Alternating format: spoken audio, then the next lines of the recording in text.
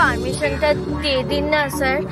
দেখুন পাপি পেট কা সওয়াল হ্যায়, আর বিভিন্ন রাজ্যের খাবারের স্বাদ বাঙালিরা পাবে, এটা কি কম আনন্দের বলুন তো? কম আনন্দের? বিশ্বাস করুন আমার না এখানে কারোর সঙ্গে কোনো শত্রুতা নেই। আপনি বলুন শত্রুতা আছে? না না নেই তো। বলছি যে আমি না একদিন আমার বউকে নিয়ে আসবো। হ্যাঁ, ওরা ওই বলিউডের জিনিস খুব পছন্দ করে। হ্যাঁ হ্যাঁ স্যার, আমি এখানে যা বিক্রি করি না এখানে অন্য কেউ বিক্রি করে না। তাহলে আমি পারমিশনটা কেন পাবো না স্যার? বিশ্বাস করুন আমার না কারোর সঙ্গে কোনো কম্পিটিশন নেই। বাকিটা কপাল, আর কপালের নাম তো গোপাল। আর এই জায়গাটা তো মন্দির, অতিথি নারায়ণ। প্লিজ স্যার আমাকে একটু এই মন্দিরে বসে ঠাকুরের সেবা করতে দিন না স্যার।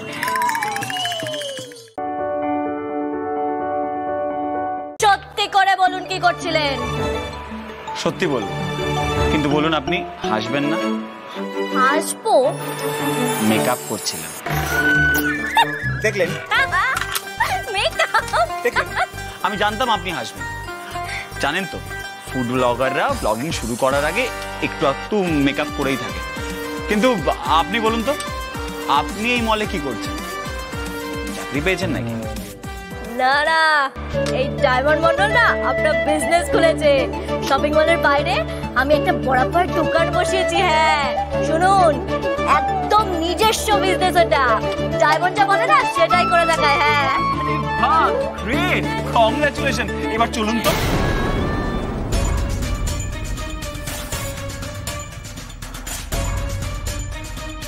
হাতের স্পর্শটা কেমন চেনা চেনা লাগছে। প্রচলিত আছে যে ভাগীরথী নদীর তীরে এক তন্ত্র সাধক, তিনি 9টা প্রদীপ জ্বালিয়ে প্রত্যেক সন্ধেবেলায় তন্ত্র সাধনা করতেন এবং দূর থেকে লোকজন দেখে বলতেন যে দিয়া দিয়া অর্থাৎ প্রদীপ, দিয়া চর। সেই থেকে প্রচলিত আছে, শোনা যায় যে সেই থেকেই নদিয়া নামটি এসেছে। সেই নদিয়া জেলা, নদিয়া মানেই আপনারা সকলেই জানেন, নদিয়া মানে হচ্ছে শান্তিপুরের দাস, নদিয়া মানে কৃত্তিবা সোজা, নদিয়া মানে শান্তিপুর ফুলিয়ার তাঁত শিল্প। একদম। আমি না বহির্গাছিতে একটা শান্তি সত্যভামা নির্মাণ কমিটি গঠন করলাম এবং এই মতো মহাসংঘের মহিলা বিভাগ সম্পাদিকা হলাম, সব করছি। তার সঙ্গে গ্রামের মানুষ তখন ট্রেচার ছিল, বিপদে পড়লে তাদের হসপিটালে নিতে হবে, সেই অসহায় মানুষদের হসপিটালে নিয়ে যেতাম, সামাজিক কাজ করতাম। আমাদের ওখানে বান হতো, বর্ষা হতো, বর্ষার জলে ডুবে যেত, বন্যা হতো, স্কুলে গিয়ে আশ্রয় নিত, তখন ওই বানভাসী মানুষদের সাহায্য করতাম। কিভাবে এই সাহায্যটা আসলো? ওই সংগঠনের পক্ষ থেকে। সংগঠন মতুয়া মহাসংঘ, যেটা হরিচাঁদ ঠাকুর শিখিয়েছিলেন, অসহায় মানুষদের পাশে গিয়ে তাদের সাহায্য করা। আমি এই নীতি শিখেছিলাম। এই ধর্ম ছিল মানবতাবাদী ধর্ম, মানুষের ধর্ম, বেঁচে থাকার ধর্ম। এখানে কোনো অলৌকিকতা নেই, স্বর্গ নরক, পাপ পুণ্য, মন্ত্র তন্ত্র, ভেগ ঝুলা কোনো কিছু নেই, বাস্তব বিজ্ঞানসম্মত। ওই যে নাম্বারটা যেটাতে ক্রিমিনালরা আমাদের সাথে কমিউনিকেট করেছে, সেই নাম্বার ট্র্যাক করতে বলুন। কেন? আমার মনে হচ্ছে ওই নাম্বারে কিছু ফোন আসবে, তার মধ্যে 2-1টা নাম্বার আমাদের চেনা বেরোতে পারে। কার নাম্বার? ওই যে বললাম না, গভীর জলের মাছ, রাঘব বোয়াল জলের অনেক গভীরে আছে। ওকে ছিপে খেলিয়ে তুলে আনতে হবে সারদা।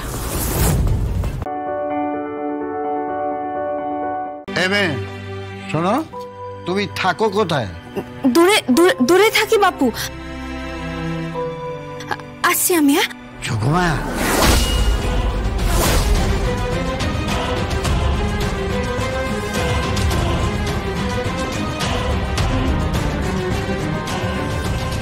তুই যোগমা?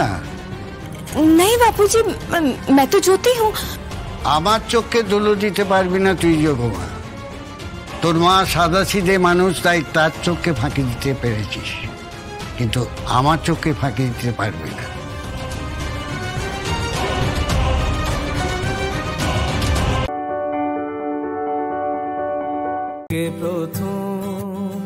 কাছে এসেছি, কে প্রথম কাছে এসেছি, কে প্রথম কাছে।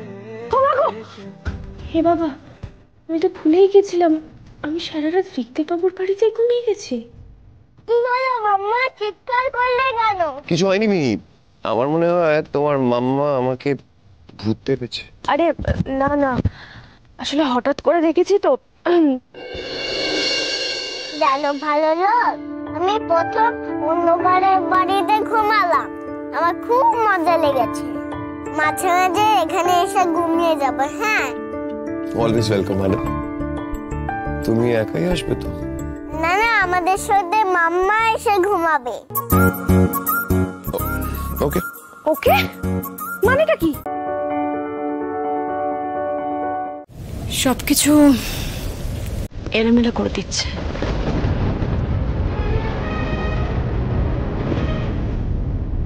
শ্যামলী, আপনার এই কথার মধ্যে কি অন্য কোনো অর্থ লুকিয়ে আছে?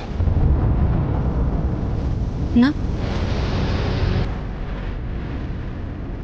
এভাবে পেঁচিয়ে ভাবছেন কেন? তাই জন্যই তো এতটা ক্লান্ত হয়ে পড়ছেন। সহজ ব্যাপার তো স্যার, অহনার কোনো রোজগার নেই। আজ আপনি ওকে সাহায্য করেছেন, কাল বাড়ি ভাড়ার জন্য ওকে আবার চিন্তা করতে হবে, কারোর কাছে হাত পাততে হবে। যাতে এগুলো করতে না হয় তার একটা ব্যবস্থা করে দিন না। অহনার একটা থাকার ব্যবস্থা করে দিন, তাহলেই তো হয়।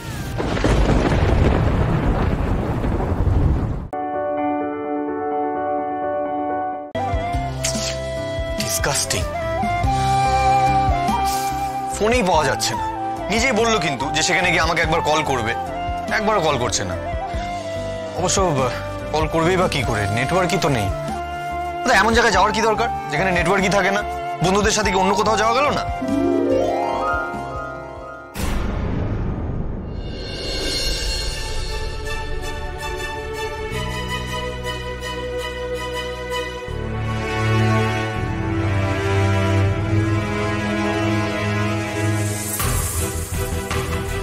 না না, সূর্যকে আজকে পাবি না, ও বোধহয় কোথাও বেড়াতে গিয়েছে। ইনফ্যাক্ট আজকে রাত্রে ফিরবেও না। সূর্যর ফোনটা নট রিচেবল বলছে কেন? ও কোথায় গেল? রাই আর সূর্য কি তাহলে একসাথে?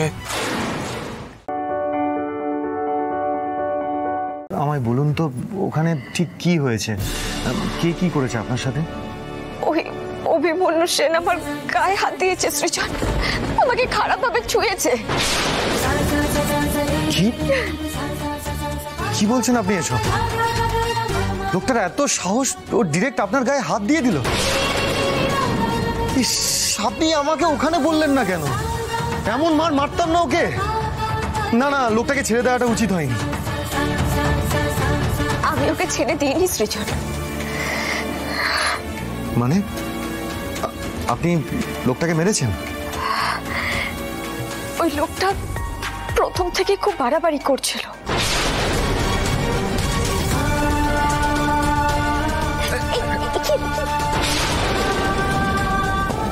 I am sorry Alokparna, I am sorry, আমি বুঝতে পারিনি। দাঁড়াও এক সেকেন্ড, আমি টিস্যু দিয়ে ক্লিন করে। স্যার আমাকে দিন, আমি মুছে নিচ্ছি। আমায় বলুন তো, ওখানে ঠিক কি হয়েছে? কে কি করেছে আপনার সাথে? ওই অভিমন্যু সেন আমার গায়ে হাত দিয়েছে সৃজন, আমাকে খারাপভাবে ছুঁয়েছে। কি কি বলছেন আপনি এসব? লোকটার এত সাহস, ও ডিরেক্ট আপনার গায়ে হাত দিয়ে দিল? ইস, আপনি আমাকে ওখানে বললেন না কেন? এমন মার মারতাম না ওকে। না না, লোকটাকে ছেড়ে দেওয়াটা উচিত হয়নি। আমি ওকে ছেড়ে দিইনি সৃজন। মানে আপনি লোকটাকে মেরেছেন? ওই লোকটা প্রথম থেকে খুব বাড়াবাড়ি করছিল।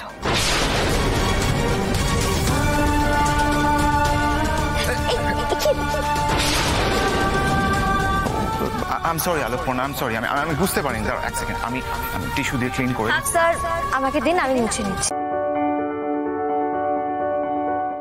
এই বিয়েটা যেন স্যার মন থেকে করে, আমাকে যেন স্যার মন থেকে বউ বলে মানতে পারে, এইটুকু দেখো। ফুলকি দাসকে বউ সেজে এত সুন্দর দেখতে লাগে, আগের বার তো নোটিস করিনি। ফুলকি, এবার একটু হাস। আরে বাবা, তোর তো মনের ইচ্ছে পূর্ণ হলো।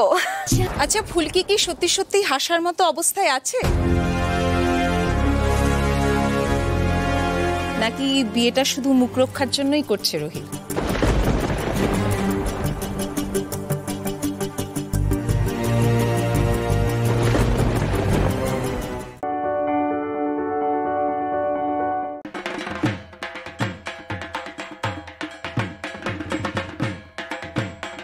ভাই, এই ভাই, ভাই ওঠ। আচ্ছা, পূজা প্রায় শেষ হয়ে আসছে, চলো। রূপাই, রূপাই তাড়াতাড়ি ওঠ, আজকে নবমী। রূপাই, এত বেলা অব্দি কেউ শুয়ে থাকে? এই রূপাই ওঠ। রূপাই, তোর কি হয়েছে?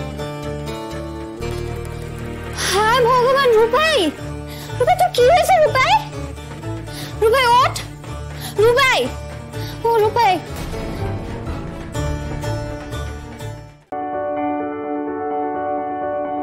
রিধিমার সঙ্গে আমার প্রথম আলাপ আমার প্রথম ছবির শুটিং করতে গিয়ে। সেই ছবির নাম রং মিলান্তি, সেই ছবির পরিচালক কৌশিক গাঙ্গুলি। এবং সেই ছবিটা করতে গিয়ে রিধিমার সঙ্গে আমার আলাপ, বন্ধুত্ব, প্রেম সবকিছু। এইটা 2010-এর ঘটনা। এইবারে 2017-এ গিয়ে যখন আমাদের বিয়ে ঠিক হচ্ছে, তখন রিধিমা বলল, দেখো বাবা মা যতই জানুক না কেন, আমরা যতই ঠিক করে ফেলি না কেন, তোমাকে কিন্তু আমাকে অফিসিয়ালি প্রপোজ করতে হবে, না হলে বিয়েটি আমি করছি না। ব্যাস, পড়লাম বিপদে। এবার কি করা যায় ভাবলাম, রং মিলান্তি শুটিং করতে আমরা দার্জিলিং গেছিলাম, এবং সেই দার্জিলিংয়েই ওকে নিয়ে গিয়ে একেবারে কাঞ্চনজঙ্ঘা ভিউ পয়েন্টে এরকম হাঁটু গেড়ে বসে ওকে আংটিটা দিয়ে বলেছিলাম, বিয়ে করবে আমাকে। আজ সারাদিন তুমি এভাবেই সেজে গুজে থেকো। অভয়, আজ থেকে দুধওয়ালাকে বাইরে থেকেই দুধ নিয়ে বিদায় করে দিবি। ঠিক আছে বাবা। দেখো কারো যেন নজর না লেগে যায়। আর এখন থেকে প্রত্যেক দিন এভাবেই সেজে গুজে থেকো।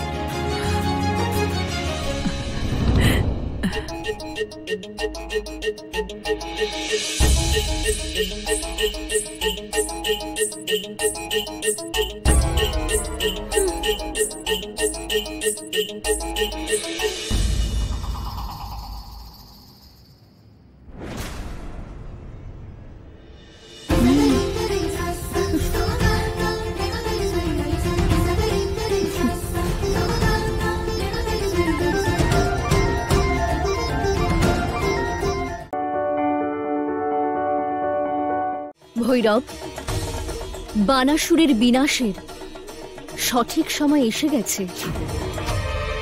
আমি বানাসুরকে নিজের বিকৃত স্বভাব যথা ক্রোধ, লোভ, মোহ, কাম, বিদ্বেষের ওপর বিজয় প্রাপ্তির জন্য পাঠিয়েছি। আর দেবর্ষি নারদও ওকে ব্রহ্মকুণ্ডের দিকে পাঠানোর কাজ পূর্ণ করেছেন। এবার আপনাকে নিজের বুদ্ধি আর বিবেকের প্রয়োগ করতে হবে,